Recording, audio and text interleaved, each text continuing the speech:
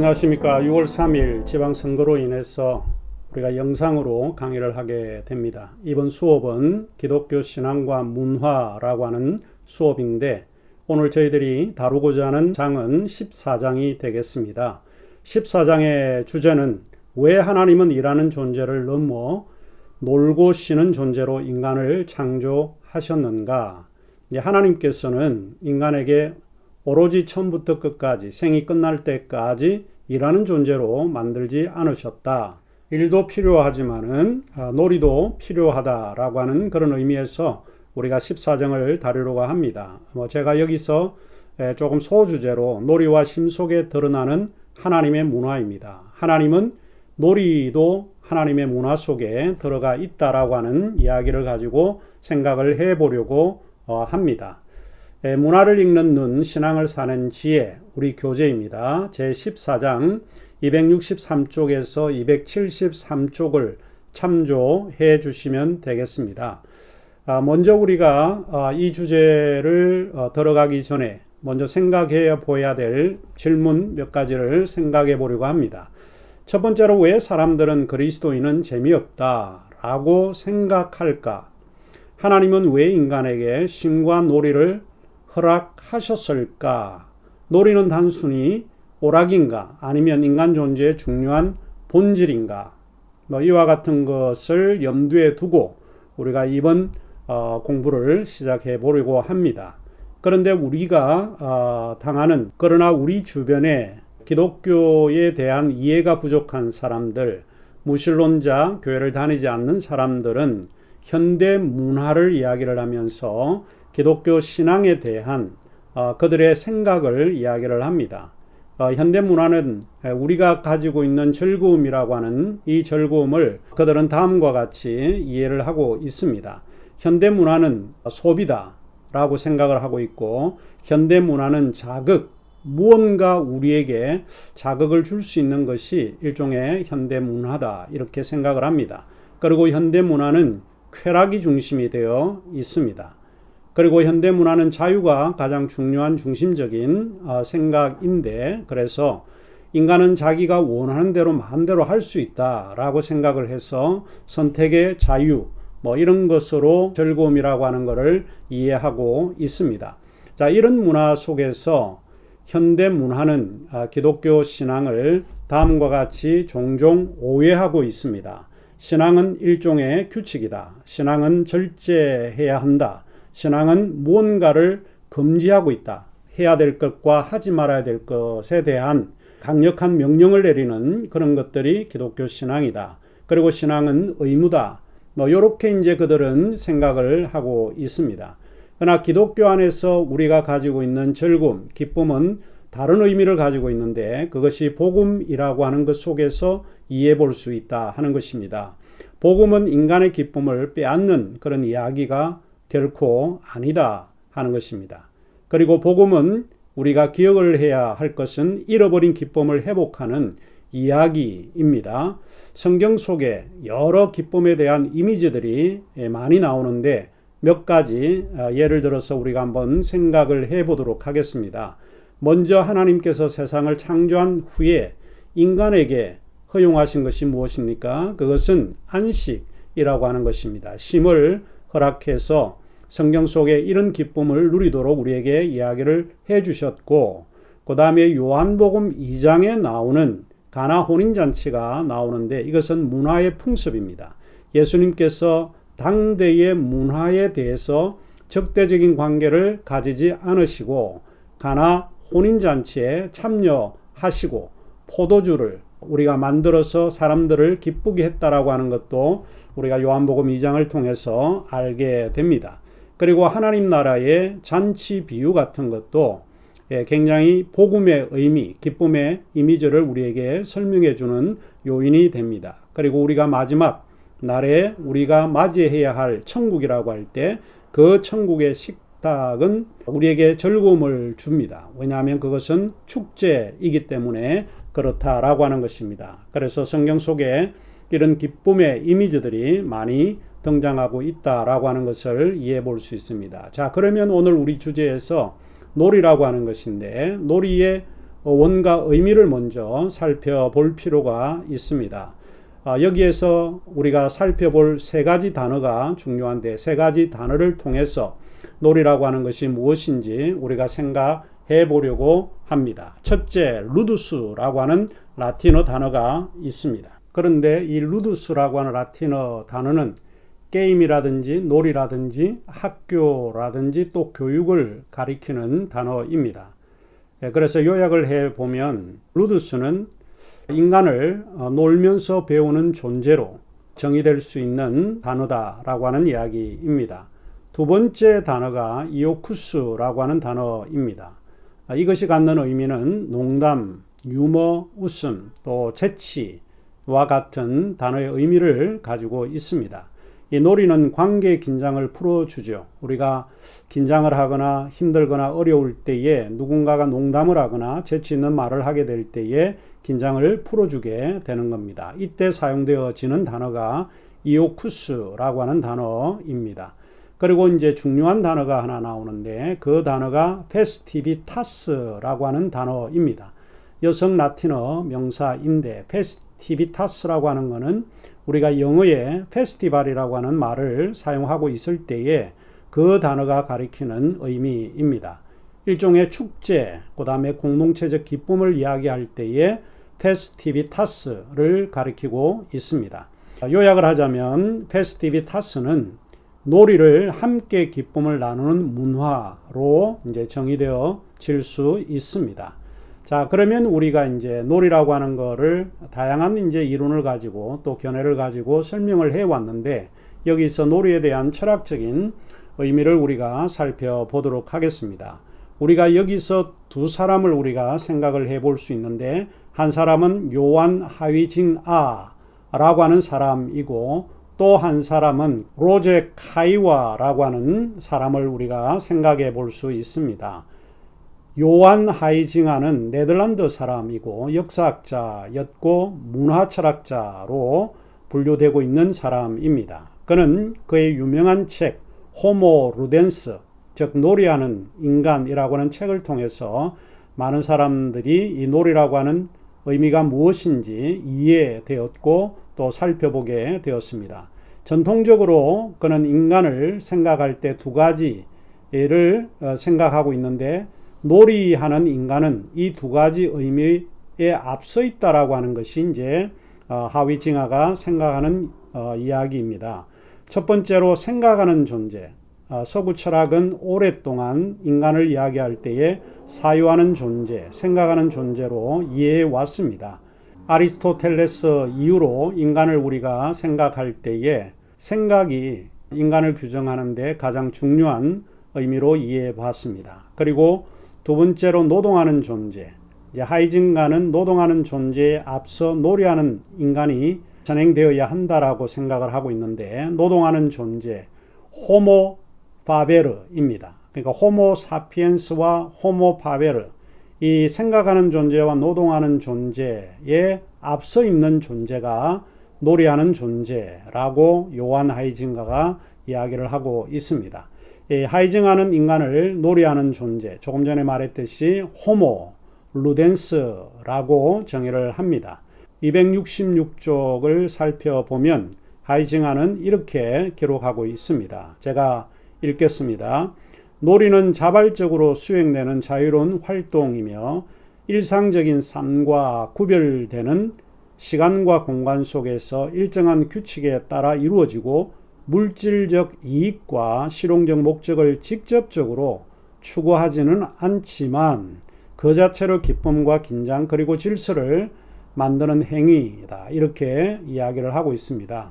하이징아가 이야기했던 내용을 특징적으로 요약을 하자면 다음과 같이 이해해 볼 수 있습니다. 놀이는 자발성, 자유, 규칙, 또 몰입, 그리고 기쁨이라고 하는 그런 의미가 있다라고 하는 것으로 이해해 볼 수 있습니다.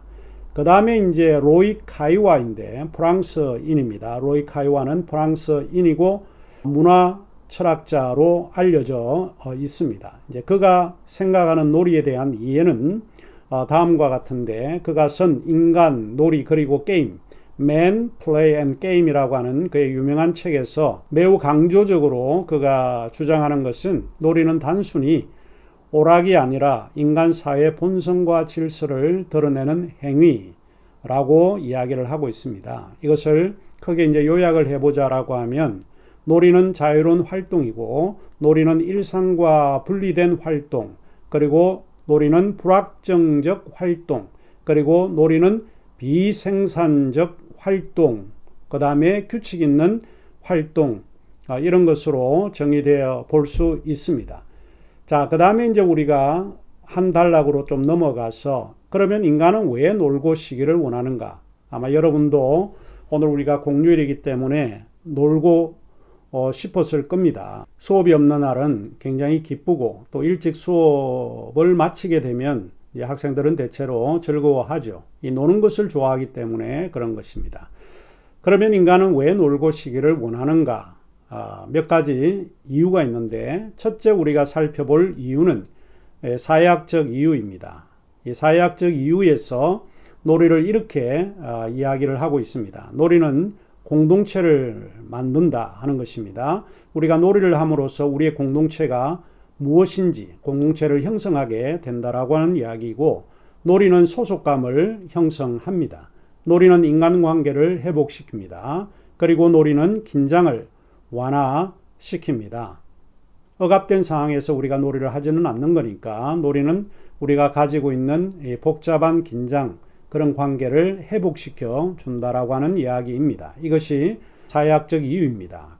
그러면 철학적인 이유는 또 뭔가? 인간은 단순한 생산 기계가 아니다라고 하는 것을 이야기합니다. 한 세 가지 정도로 철학적인 이유를 우리가 생각을 해볼 수 있습니다.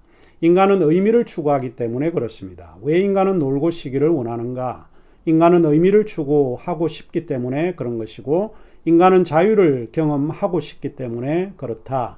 그 다음에 세 번째로 인간은 기쁨을 누리도록 창조된 존재입니다. 인간은 이 세상에 태어났지만은 인간은 노동만 하고 사는 존재가 아닙니다. 인간은 놀도록 하나님께서 허용한 존재라고 하는 것을 우리가 알 수 있습니다.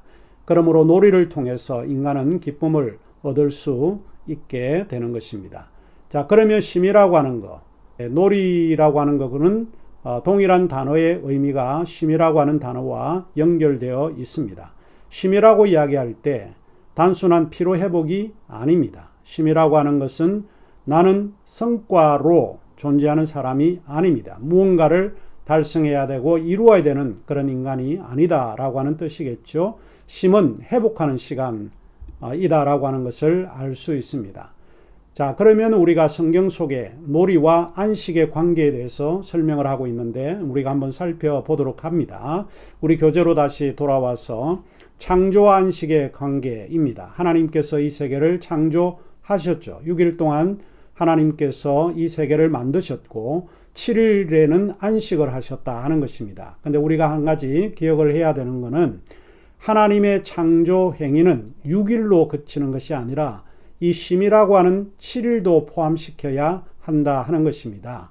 안식도 하나님이 창조한 창조 행위라고 여러분이 이해해 볼 수 있습니다. 그래서 전통적으로 6일간 하나님이 세상을 창조하셨다라고 생각해서는 안 되고 7일을 생각하셔야 됩니다. 하나님께서 세상을 7일 동안 창조하셨는데 마지막 창조하신 날이 무엇인가? 바로 그것이 안식이다라고 하는 이야기입니다. 그래서 창세기에서 하나님의 창조 회계는 6일 동안 창조하시고 7일째 쉬셨다 하는 것인데 그 말의 의미는 6일간 창조가 아니라 7일 동안 창조하심으로 창조는 안식으로 완성되었다 하는 것을 기억하시면 될 것 같습니다.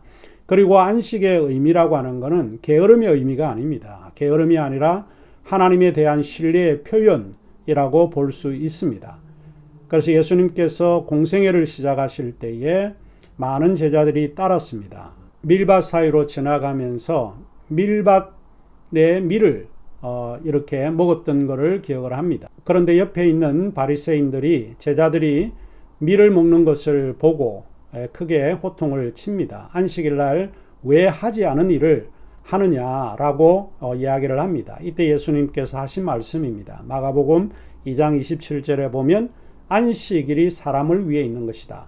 안식일이 오히려 사람을 위해서 존재한다라고 말씀한 내용입니다. 그래서 안식이라고 하는 것은 예수님께서도 굉장히 귀하게 생각을 했다라고 하는 것을 알 수 있습니다. 그 다음에 우리가 살펴볼 것이 기독교적 놀이라고 하는 것이 무엇이고, 그리고 기독교적 놀이의 5가지 징표가 있습니다. 이 5가지 징표를 통해서 우리가 한번 살펴보도록 합니다. 첫 번째가 관계를 회복시키는 것입니다. 기독교의 놀이는 관계를 회복시켜 줍니다. 놀이를 통해서 우리가 함께 웃고, 놀이를 통해서 함께 공감하고, 그리고 놀이는 존재로 서로 만나게 합니다.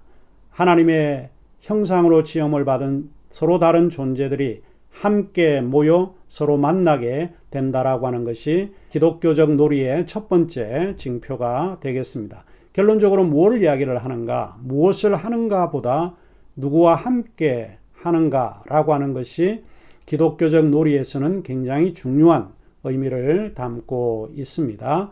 두 번째로 절제와 공정이라고 볼 수 있는데, 여기서 우리가 생각해 볼 수 있는 것은 몇 가지가 되겠습니다. 첫째, 놀이는 규칙을 존중합니다. 놀이가 마음대로 여러분이 행하는 것이 아닙니다. 놀이에는 반드시 규칙이 존재하죠. 야구 경기에도 야구 규칙이 있고, 과학의 놀이에도 과학의 규칙이 있고, 신앙의 놀이에도 규칙이 있습니다. 어떤 놀이든 놀이는 항상 규칙을 가지고 있기 때문에 우리가 규칙을 따라야 하고 규칙을 존중해야 합니다.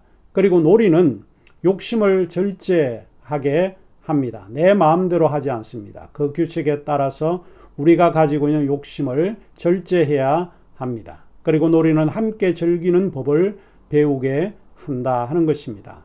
하위증하가 언급하듯이 놀이의 파괴자들이 종종 있다라고 그가 이야기를 하고 있는데, 그는 2가지 사람들이 놀이를 파괴하는 사람이다라고 이야기를 합니다. 첫 번째 사람이 규칙을 무너뜨리는 사람이라고 하는 거죠. 규칙을 무너뜨리다라고 하는 것은 반칙하는 사람들입니다. 그래서 우리 사회에는 종종 규칙을 따르지 않고 반칙하는 그런 사람들이 많이 있습니다. 이런 사람들은 하위증가가 놀이를 파괴하는 사람이다 라고 이야기를 합니다. 두 번째, 승리만 추구하는 사람입니다. 남들은 고려하지 않고 자기만 성공하면 된다라고 하는 그런 생각을 가지고 있습니다. 삶이라고 하는 것은 성공의 이야기가 아니라 우리가 살아가면서 여러 사람들과 함께 경험하고 공유하고 기쁨을 나누는 것이 인생의 이야기가 아닌가 싶기도 합니다. 그 다음에 이제 세 번째 기독교적 놀이의 징표가 감사와 선물의 정서라고 하는 이야기입니다. 놀이는 세상을 소비하는 대상이 결코 아닙니다.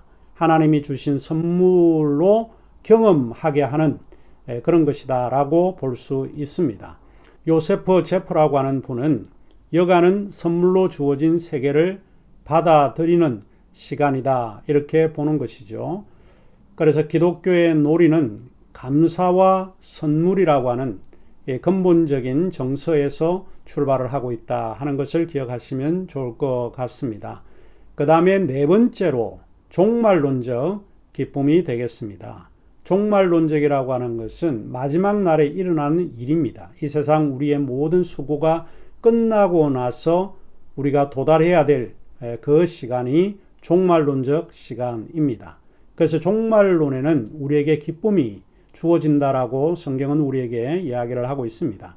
위르겐 몰트만, 독일 신학자인 위르겐 몰트만이 놀이는 하나님 나라의 기쁨을 미리 맛보는 행위다 라고 주장을 했습니다. 그러므로 성경의 마지막은 잔치라고 이야기를 하고 있고, 성경의 마지막은 식탁이며, 그리고 성경의 마지막은 노래이며, 그리고 성경의 마지막은 모든 이가 함께 즐기는 기쁨이다 라고 이야기를 합니다. 마지막 날에 우리를 기다리는 것은 잔치, 식탁, 노래, 그리고 함께 즐기는 기쁨, 이 모든 것들이 이제 우리를 위해서 기다리고 있다라고 하는 이야기입니다. 자, 그러면 이제 현대 교회는 어떤 문제를 가지고 있나? 우리 오늘 교재에서 2가지 극단적인 예를 제시하고 있습니다. 하나는 놀지 못하는 교회가 있고, 또 하나는 놀이를 상품화한 교회가 있다. 이렇게 이야기를 하고 있습니다. 놀지 못하는 교회는 어떤 교회인가? 의무만을 강조합니다. 쉼과 기쁨, 안식, 이 모든 것들을 상실하는 교회다라고 이야기해 볼 수 있습니다. 여러분도 한번 생각을 해보면 좋겠습니다. 우리 교회는 놀지 못하는 교회인가? 우리에게는 의무만 강조하고 쉼과 기쁨은 없는 교회인가? 생각을 해보아야 합니다. 그래서 현대 교회의 문제의 극단적인 게 놀지 못하는 교회를 하나의 예를 들었습니다. 두 번째는 놀이를 상품화한 교회입니다. 이거는 교회가 물질적인 것에 중점을 두고 강조하는 교회입니다. 소비 중심이고 이벤트 중심이고 엔터테인먼트, 화한 교회라고 볼 수 있습니다.